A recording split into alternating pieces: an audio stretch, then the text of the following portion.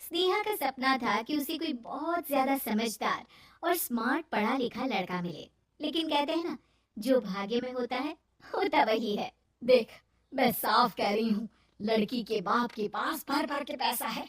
अरे एक बार लड़की ने तुझे पसंद कर लिया तो समझ के पैसे की तो नदियां भर जाएंगी, लेकिन फिर भी तेरी प्यास नहीं बुझेगी बेटा। अरे माँ, फ्रिज में मैंने 2 बोतल पानी की रखी है, और कैसे प्यास बुझेगी? अरे पांचवी फेल, मैं बात कर रही हूँ पैसों की प्यास की। तू गवाह नहीं समझेगा इस बात को। बस तुझसे लोगों की नौकरी करवा लो।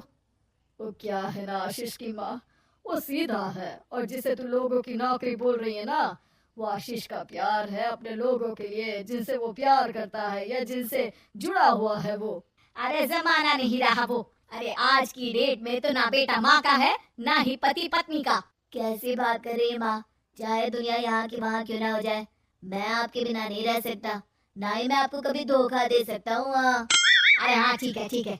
देख, लड़की को पढ़ा लिखा लड़का चाहिए तो वहाँ चुप रहना। जबान खोलेगा तो पता चल जाएगा कि पांचवी पास है। अरे तो पढ़ा देती ना आगे।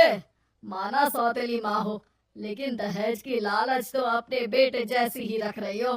पापा ऐसा मत बोलिए ना माँ को, वो मेरी माँ है, मैं उनसे बहुत प्यार करता हूँ। अच्छा अच्छा बेटा, कुछ नहीं कहता, बस तैयार हो जा, चलते हैं और देखते हैं कि कौन है लड़की और क्या चाहती है।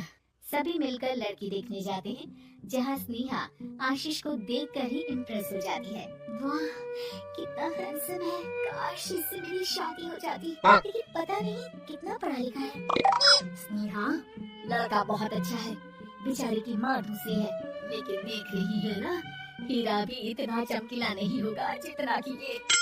स्नेहा को समझ नहीं आता कि वो क्या करे। वो आशीष से मिलती है, उसकी सादगी, उसकी बातें उसे भा जाती है। मैंने नहीं सोचा था कि इतना पढ़ा लिखा लड़का मुझे मिलेगा। मैं शादी करने के लिए तैयार हूँ। और फिर स्नेहा और आशीष की शादी हो जाती है। शादी के बाद सासू माँ कहती है, अरे बेटा, वो तेरे जेवर मुझे दे दे, मैं संभाल कर रख दूंगी। स्नेहा, जो कि खुद भी एक समझदार लड़की थी, नहीं नहीं, मैं अपने जेवर नहीं दूंगी, उसके लिए तो मैंने पहले ही लॉकर खुलवा लिया था माँ जी। ये मेरी कुछ आर्टिफिशियल ज्वेलरी है, इसे रख लीजिए। वैसे मेरी अलमारी में जगह नहीं है ना। सास बेचारी नई नई बहू से क्या उलझती। सुनिए जी, मैंने आपके लिए खाना और नाश्ता बना दिया है, ऑफिस कब जाना है? कौन से ऑफिस में? मैं तो घर का सारा काम करता हूँ। हाँ? क्या बात कर रहे हैं? इतना पढ़ लिख कर आप घर का काम क्यों करते हैं? कितना पढ़ लेकर?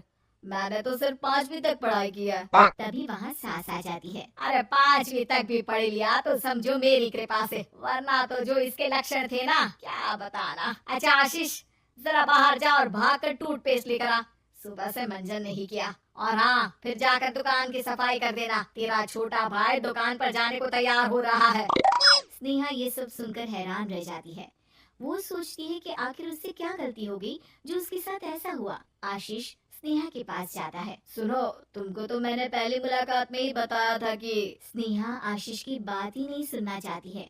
वो जोर से चिल्लाती है, चुप रहो बिल्कुल, गंवार कहीं के।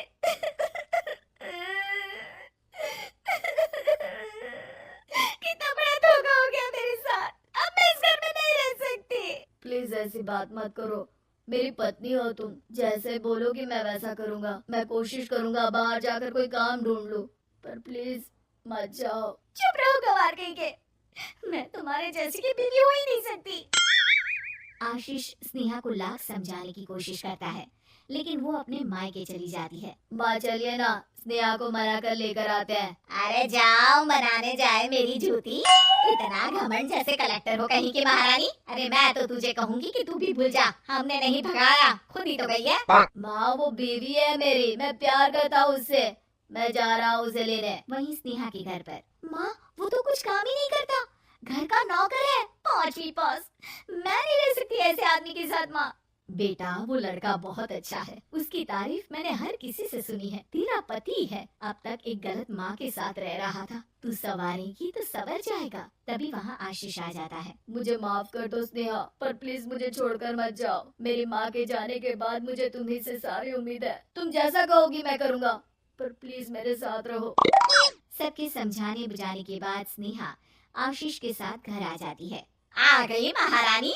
अब आई हो और सच्चाई भी पता चल गई है तो थोड़ा तमीज से पति के साथ घर देख, रसोई संभाल और हम सबकी सेवा कर। देखो, मैं अब इस घर में बंटवारा चाहती हूँ। जो मेरे पति का हिस्सा है वो उसे मिले और वो आज से कोई काम नहीं करेंगे। हिस्सा ले लो, लेकिन कमाओगे क्या, खाओगे क्या, धूल मिट्टी। अरे तेरा पति किसी काम का नहीं है, वो तो मेरा बेटा कमा रहा है तो 2 रोटी मिल जाती है इसे। तभी वहाँ स्नेहा के ससुर आ जाते हैं। मैंने एक बंद फैक्ट्री को पहले ही आशीष के नाम कर दिया है और घर के 2 तल्ले में 1 तल्ला ले लो। मैं तो आशीष के पास रहूंगा, वकील थोड़ी देर में आता ही होगा। अरे जाओ जाओ, 2 दिन में भूख से तड़प कर सब वापस आ जाओगे। बढ़िया आई बहू बेटे वाली। फिर क्या था, स्नेहा आशीष के साथ मिलकर बंद फैक्ट्री को खोलती है और मन लगाकर काम करती है। दोनों की मेहनत रंग लाती है और आशीष अपनी मेहनत से एक सफल बिजनेसमैन बन जाता है। लेकिन एक दिन, अरे बहू बेटा आशीष, मुझे माफ कर दो, मैं भी अब तुम लोगों के साथ रहना चाहती हूँ। इस कमबख्त ने तो दुकान का बेड़ा गर्क कर दिया। वो तो आशीष था जो सारा दुकान का काम संभालता था। बेटा हमारे पास तो खाने को भी नहीं बचा। माँ जी, इसे कर्म के फल कहते हैं। खैर, खाना है तो आपको और आपके बेटे को काम करना पड़ेगा, समझी? हे भगवान, अब ये दिन आ गए हैं कि बहू के साथ रहने के लिए मुझे काम करना पड़ेगा। बेटा आशीष, तू ही समझाना अपनी बीवी को। पता है ना मैंने तुझे कितने प्यार से पाला है। हाँ माँ, वो तो ऐसे ही बोल रही है आपको। अरे घर में कामकाज के लिए बहुत सारे नौकर चाकर हैं, आप आराम से रहिए माँ। स्नेहा आशीष का अच्छा और सरल सच्चा व्यवहार देखकर मन ही मन सोचती है, मेरा पति गवार ही सही, लेकिन दुनिया का सबसे अच्छा इंसान है।